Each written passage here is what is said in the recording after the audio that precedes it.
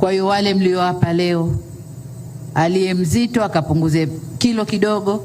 Tuna kazi ya kwenda mbio, na ni mbio hasa, sababu muda ni mchache, mambo ni mengi mno. Jengine, changamoto inayotukabili ni rasilimali. Rasilimali zetu ni chache.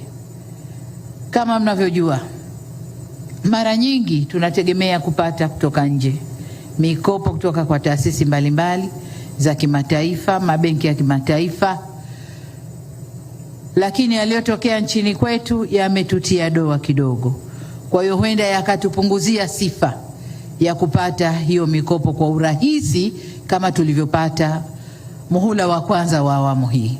Muhula wa kwanza wa awamu hii tulikuwa tunapata sana kwa sifa zetu, kwa msimamo wetu, kwa kazi tunavyofanya, lakini doa tulilojitia huenda likaturudisha nyuma. Kwa maana hiyo, tuna kazi ya kutafuta fedha humu ndani, kutumia rasilimali zetu alizotupa Mungu.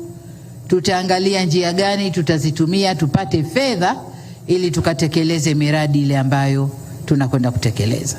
Kubwa zaidi, awamu ya pili, muhula wa pili wa awamu ya 6, tutaanza kufanya miradi wenyewe, alafu mashirika yatatukuta njiani, tutakwenda nao. Hatutakaa kusubiri tunauza mradi, tunakwenda kubembeleza, mradi unakubaliwa, lakini nendeni karekebisheni hili, nendeni yule nenda kamkisi, usimnyukue, lakini yule sijui kamfanyeje.